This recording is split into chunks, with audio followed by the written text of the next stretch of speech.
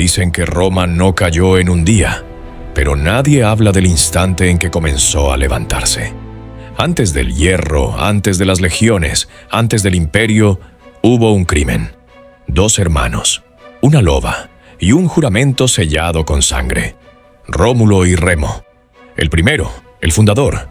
El segundo, el primer sacrificio. Roma nació de una muerte, y como toda creación marcada por el pecado, nació con hambre. De ese fratricidio brotó una idea. Solo el poder justifica la historia. Roma no fue construida, fue invocada. Nació del hierro, del sudor y del miedo. De hombres que miraban al cielo no para rezar, sino para exigir. Creían que los dioses los observaban, y por eso se hicieron a su imagen, capaces de crear, de gobernar y de destruir. Primero fue el reino, 7 reyes entre mitos y leyendas. Después, la república, un experimento de equilibrio entre el pueblo y el poder. Senadores con túnicas blancas y manos manchadas de ambición. En las calles del foro resonaban palabras que aún definen al mundo. Ley, deber, virtud, gloria. Pero bajo el mármol, Roma ya albergaba su sombra. La libertad era una palabra hermosa, siempre que sirviera a los poderosos. Roma creció como un fuego que nunca dormía. El Tíber se convirtió en espejo de su grandeza. Sus templos reflejaban el cielo, sus ejércitos, el infierno. Cada legión era una extensión de la voluntad del Senado, y cada bandera roja una promesa grabada en sangre. Los romanos no solo conquistaban tierras, conquistaban significados. Todo lo que tocaban lo renombraban, y al renombrarlo, lo poseían. Desde las aldeas del norte hasta las arenas del desierto, los pueblos comenzaron a hablar con acento romano. Y así, el mundo aprendió un nuevo idioma, el del poder. Pero el poder tiene su precio. La república, aquella promesa de equilibrio, empezó a inclinarse hacia el peso de la ambición. Las leyes, antes sagradas, se volvieron herramientas. Los votos, monedas, y los templos, oficinas del ego. Los cónsules competían por gloria, los generales competían por historia, y el pueblo por sobrevivir entre discursos que ya no escuchaban. La política se volvió teatro, y Roma su escenario. Entonces llegó Julio César, un hombre con la voz de un general y el alma de un dios. Cruzó el Rubicón con sus legiones y dijo: «Alea y acta est». Los dados están echados. La república murió en ese río, y nació algo nuevo, el culto al individuo.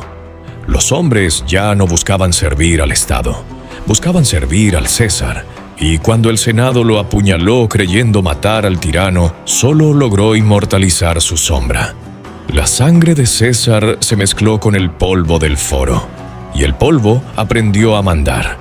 De su muerte nació un título: Augusto, el primer emperador, el arquitecto de una paz que olía a hierro.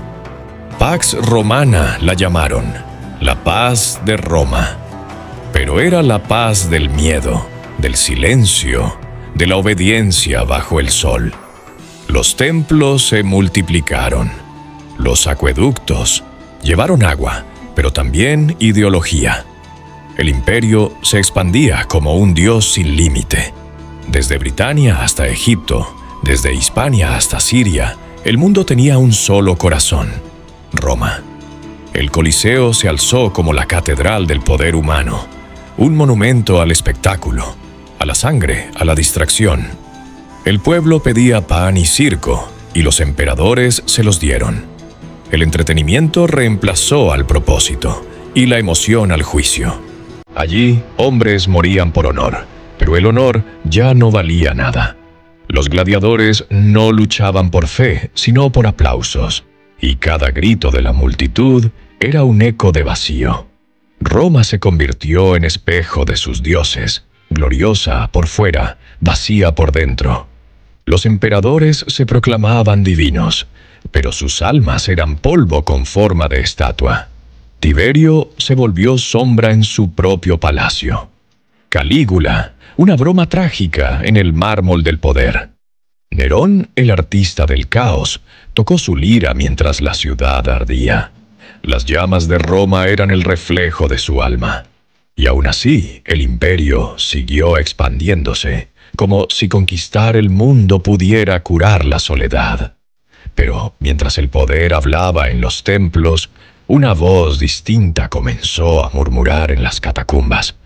Una voz sin espada, sin ejército, sin oro. Una voz que hablaba de amor, de perdón, de un reino que no se podía conquistar. El cristianismo.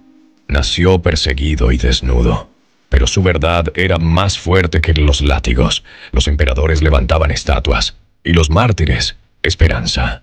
El Coliseo ardía en gritos, y debajo el silencio de la fe crecía como raíz. Roma no se dio cuenta del cambio. El poder, como siempre, fue el último en escuchar. El imperio se dividió entre Occidente y Oriente.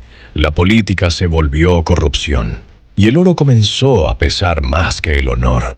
Los soldados vendían su lealtad al mejor postor. Los templos se vaciaron. Las fronteras se desmoronaron. Y entonces, como un eco inevitable, el enemigo llegó. Los godos, los hunos, los vándalos. Nombres que Roma consideraba bárbaros, pero que solo venían a reclamar lo que la soberbia había abandonado. El 410 después de Cristo. Alarico, rey de los visigodos, entra en Roma.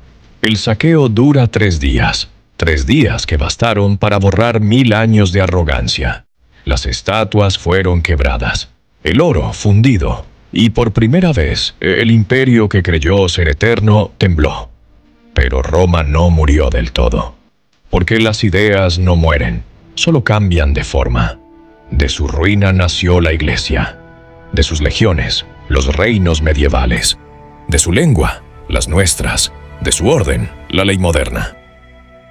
Roma dejó de ser una ciudad y se convirtió en un fantasma que habita cada civilización que vino después. Mira una carretera y verás el pulso de un legionario en su diseño. Escucha una palabra en español, francés o italiano y oirás el eco del latín. Mira un edificio de mármol o una bandera con laureles y Roma te observará desde el reflejo.